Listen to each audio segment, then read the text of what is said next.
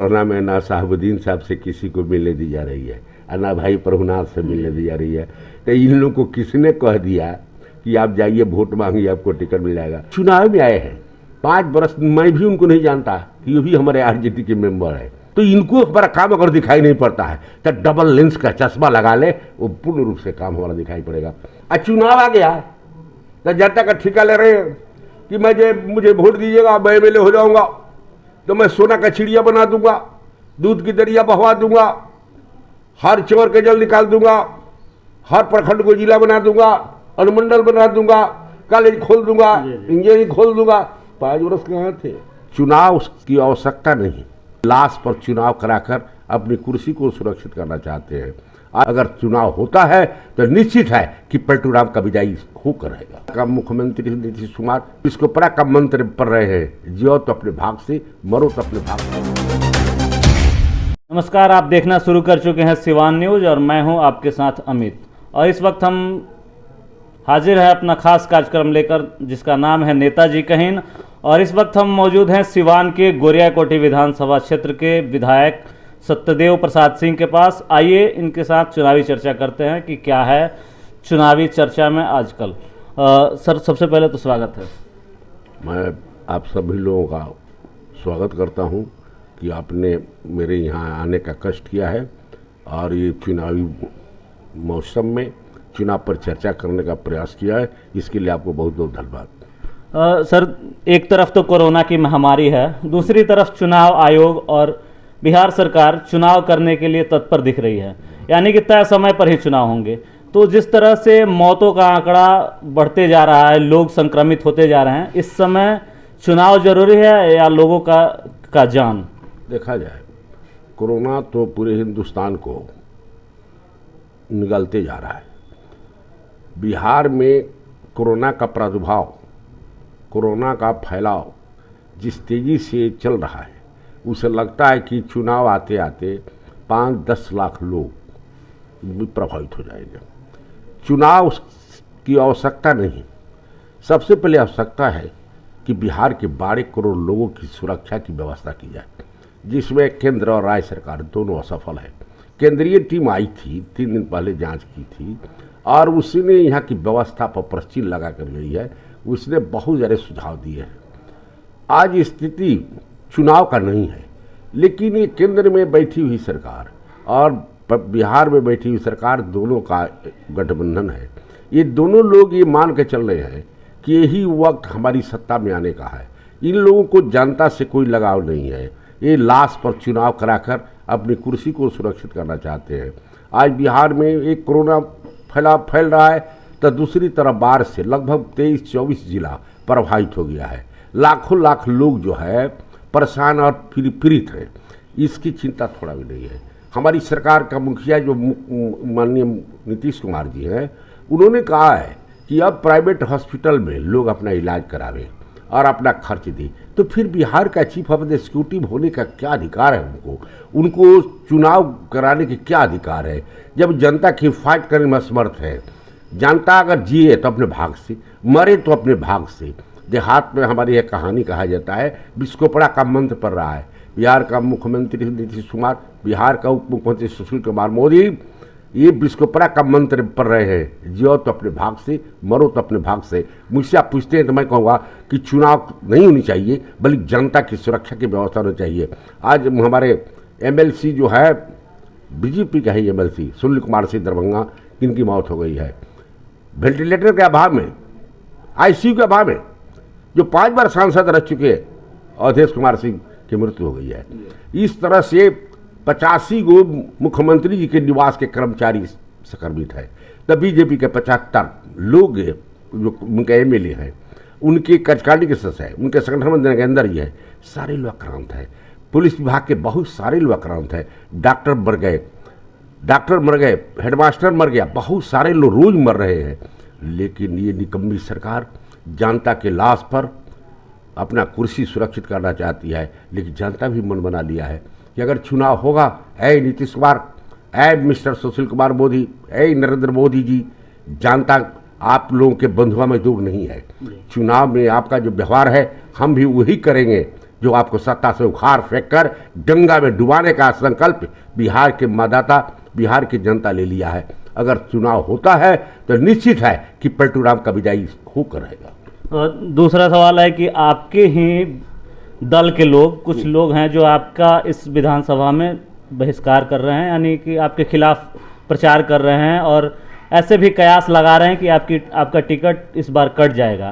क्या सच्चाई है? क्यों पार्टी के लोग ही आपके विरोध में काम कर रहे हैं? देखिए, जितने लोग चुनाव के मैदान में हैं वो सब आरजेडी के मेंबर हैं। लोकतंत्र में सबको चुनाव लड़ने का अधिकार है। वो लोग तो पार्टी के मजबूत कर रहे हैं, लेकिन ये जो अनाप शनाप बोल रहे हैं वो पार्टी हित में उचित नहीं है। वो तो पार्टी के पार्लियामेंट्री बोर्ड निर्णय करेगी कि उम्मीदवार कौन होगा।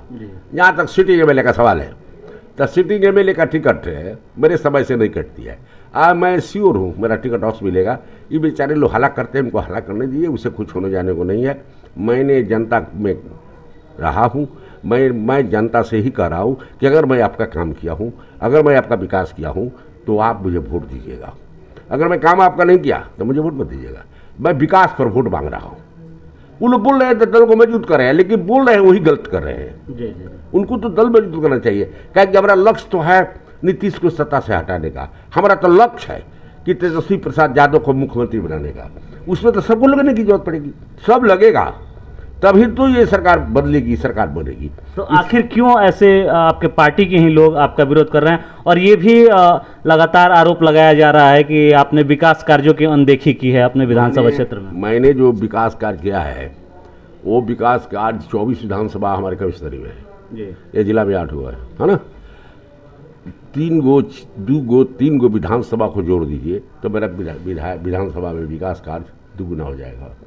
जिन उन लोगों को दिखाई नहीं पड़ता है, क्या कि चुनाव में आए हैं 5 बरस। मैं भी उनको नहीं जानता कि ये भी हमारे आरजेडी के मेंबर है, मैं नहीं जानता। मतलब इन लोगों को मौसमी नेता मान लिया जाए? तो मौसम के लोग हैं, मौसम के लोग हैं। मैं तो कहा कि 5 वर्ष हो गया मुझे, 40 वर्ष राजनीति करते हो गया। मैं बीजेपी में था, उसके बाद हम आरजेडी में एमएलए हुआ हूँ। मैं 5 वर्ष में जनता के बीच रहा हूँ, लेकिन इन लोगों को मैंने वर्क में नहीं देखा। और नहीं, इसमें चुनाव हो रहे थे पार्लियामेंट का, जो लोग जनाधार की बात कर रहे हैं, विकास की बात कर रहे हैं, वो तमाम बेचारे लोग बीएसपी के नेता और साधु यादव के पक्ष में वोट मांग रहे हैं। ये हमारी क्षेत्र की पूरी जनता जानती है। जहाँ तक विकास की कार्य है तो अंधा अगर कोई होगा उसको ही विकास दिखाई नहीं पड़ेगा। लेकिन हम तो इन लोगों को लाइट है, ये तो आँख से अच्छे हैं, देखते हैं, तो इनको हमारा काम अगर दिखाई नहीं पड़ता है तो डबल लेंस का चश्मा लगा ले, वो पूर्ण रूप से काम हमारा दिखाई पड़ेगा। हमारे यहाँ 400 सड़कें बनी है बाबूआ, 400 सड़क, करीबन 4.5 करोड़ रुपया मैं आपदा से पीड़ितों को दिलाया हूँ। 2.5 करोड़ का लागत से मैं हार्ट का, किडनी का, ट्रांसप्लांट का पैसा दिलाया हूँ। उसके बाद हम 300 लोगों को बास्केट पर्चा दिलाया हूँ। करीब 200 एकड़ जमीन जो बंदोबस्त हुए थे उसको दखल करा दिया हूँ। 17 गो हम प्राइमरी स्कूल जिस गांव में नहीं था, 17 वर्ष की आज़ादी के बाद भी जो गांव प्राइमरी स्कूल से वंचित थे उन गांव में विद्यालय खुलवा दिया हूँ। 25 गो मैं मध्य विद्यालय को हाई स्कूल में परिणत कराया हूँ। 3 थाना को मैं राशि दिला भवन बनाने के लिए, जामू है, गोरिया कोठी, लकड़ी है। उसके बाद जामू हॉस्पिटल जो 1916 का है उसका भवन निर्माण कराया हूँ, भवन निर्माण करा हूँ। एम्स के लिए मैं 2.5 एकड़ जमीन दुधरा में चयनित कर बिहार सरकार को 18 में भिजवा दिया हूँ। मैं बसंतपुर को जिला बनाने के लिए बहुत प्रयासरत हूँ, उसमें मुझे काफ़ी सफलताएं मिल गई है। बसंतपुर को नगर परिषद बना दिया हूँ। मैं मोस्टली हाई स्कूल में बाउंड्री की व्यवस्था किया हूँ, बाउंड्री बना दिया हूँ, स्टेडियम की व्यवस्था कराया हूँ। मैं अपने तहत क्षेत्र की जनता के लिए हर प्रयास किया हूँ। मैं 800 चापाकल बांटा हूँ, 255 सोलर बांटा हूँ। मैं आज तक ये नहीं कहा, ये नहीं किसी को कहा कि आप मुझे वोट नहीं दिया है।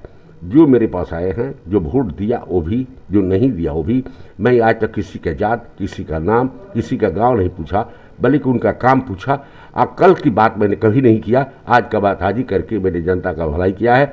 मेरे क्षेत्र में कोई गाँव नहीं है जिस गांव में, जिस पंचायत में 8 गो 9 गो योजनाएं नहीं पूरी हुई हो। जी, ये जो लोग आपके खिलाफ दावे कर रहे हैं कि मुझे राजद से टिकट हो जाएगा, ये लोग ये भी दावा कर रहे हैं, कोई कह रहा है कि हमें पूर्व सांसद प्रभुनाथ सिंह का आशीर्वाद प्राप्त है, तो कोई कह रहा है कि मोहम्मद शहाबुद्दीन का आशीर्वाद प्राप्त है।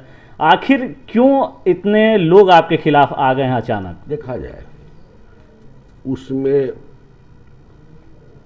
ये लोग जो प्रभुनाथ जी का, साहबुद्दीन साहब का, श्री हिना जी का नाम लेता है लोग, आश्चर्य तो है कोरोना में ना साहबुद्दीन साहब से किसी को मिलने दी जा रही है और ना भाई प्रभुनाथ से मिलने दी जा रही है। तो इन लोगों को किसने कह दिया कि आप जाइए वोट मांगिए आपको टिकट मिल जाएगा? ये तो पार्लियामेंट्री बोर्ड तय करेगा जी। ये दो नेता सुझाव नहीं देगा, आके टिकट फाइनल करेगा। पार्लियामेंट्री बोर्ड में हमारे मेंबर्स हैं, वो तय करेंगे ये किसको किस विधानसभा से सीट दिया जाए। ये कहते हैं इनकी कहने दीजिए, इनको कहने का अधिकार है, इनको बरबराने का अधिकार है, ये बोलने के लिए माहिर हैं, ये प्रचार करें जनता के बीच में। मैं तो कहता हूँ कि अगर ये जनता दल को, राष्ट्रीय जनता दल को मजबूत करते तो अब बहुत अच्छा होता। अगर इन्हीं को टिकट मिलता तो हम सब मिलकर उनको मत करते। लेकिन ये जो अनावश्यक घूम रहे हैं, जो 5 वर्ष दिखाई नहीं पड़े, आज चुनाव आ गया तो जनता का ठिका ले रहे हैं कि मुझे वोट दीजिएगा, मैं एमएलए हो जाऊंगा तो मैं सोना का चिड़िया बना दूंगा, दूध की दरिया बहवा दूंगा, हर चोर के जल निकाल दूंगा, हर प्रखंड को जिला बना दूंगा, अनुमंडल बना दूंगा, कॉलेज खोल दूंगा, इंजीनियरिंग खोल दूंगा। 5 वर्ष कहाँ थे? ऐसी परिस्थिति में ये बरबोल लोग हैं, इनकी बोली पर मैं ध्यान नहीं देता। मुझे अपना काम है कि जनता की सेवा में हूँ। अभी आप देखा सवेरे से हमारे यहाँ 200-300 लोग चले गए, अभी लोग बैठे हुए। जनता की बात करना, जनता के पीड़ा को निराकरण करना। अभी तो मैं पीड़ित लोगों के देखने में लगा हूँ। अभी हम खगरी में 4 दिन पहले गए थे, 2 बच्चियाँ जादू जी के डूब में मरी थी, उनको रुपया दिला दिया। उसके बाद मैं गया था मोहम्मदपुर में, श्री राम यादव डूब के मर गया, उनको देखा, उनका पैसा कला जाएगा। इस तरह से हम जनता के पास जा रहा हूँ, जहाँ हमारी जनता को कोई संकट पीड़ा हो, मैं वहाँ जा रहा हूँ जहाँ जल लगाव हो गया है, जल निकासी के लिए सीओ पर वीडियो दबाव देकर करा रहा हूँ। मैं जनता की हर सुख सुविधा में लगा हूँ। ये जो आपके जो सुप्रीमो हैं लालू प्रसाद यादव और सिवान के पूर्व सांसद मोहम्मद साहबुद्दीन और महाराजगंज के पूर्व सांसद प्रभुनाथ जी, तीनों जेल में है इस वक्त, और इस परिस्थिति में चुनाव होने जा रहा है। कितनी कमी खलेगी इन लोगों की और क्या प्रभाव होगा चुनाव पे? देखा जाए लालू जी जेल में है, उनको तो जेल में डाला गया। भारतीय राजनीति की पहली घटना है कि मुद्दई को मुद्दाले बनाया गया। लालू जी ने 46 FIR किया था चारा घोटाला में, 46 FIR, लेकिन उन्हें ही मुद्दाले बना दिया गया। घोटाला तो नीतीश कुमार के काल में जितना हुआ है, लालू जी के काल में नहीं हुआ। Lalu ji as a CM, as a finance minister थे, इसलिए उनका नाम लाया गया। जब उनको जानकारी हुआ कि चारा घोटाला हुआ है, चारा में घोटाला हुआ है, तो उन्होंने 46 पदाधिकारियों पर FIR किया था। आई लोग तो सृजन घोटाला, नल जल घोटाला, शौचालय घोटाला, कौन घोटाला नहीं है? अभी तक कोरोना में 8,000 रुपये लूट लिए गए। उसे कहीं जाता पता है? 8,000 करोड़ लूट लिए गए। जरा आप जो मेरे मीडिया के लोग हैं, आप बताइए कि जिला का एक यूनिट को बताइए, एक संस्थान को बताइए जो भ्रष्टाचार से मुक्त हो। इन लोग को फंसाया गया, अपराधी तो इनके साथ है। जी। गोपालगंज में 3 मर्डर हुआ, कहाँ कुछ हो रहा है? सत्ता के लोग है तो घूम रहा है। ये लोग निर्दोष लोग जेल में है। जब बेल की बात आती है तो केंद्र जज को दबाता है। हमारी न्यायपालिका को पंगु बनाने की प्रयास की जा रही है। तो ऐसी विकट परिस्थिति में इन लोग का अभाव तो खटेगा। लेकिन ऐसी बात है कि लालू जी ने सामाजिक न्याय का काम किया है। लालू जी ने सामाजिक न्याय के पक्षधर रहे हैं। उन्होंने दबे कुचलों को सत्ता में भागीदारी दिया है, जबान दिया, पहचान दिया, और उन्हीं का फलाफल है कि आज बिहार में दबे कुचले लोगों से महादलित अति पिछड़ी के लोग जो है सत्ता में भागीदार हैं।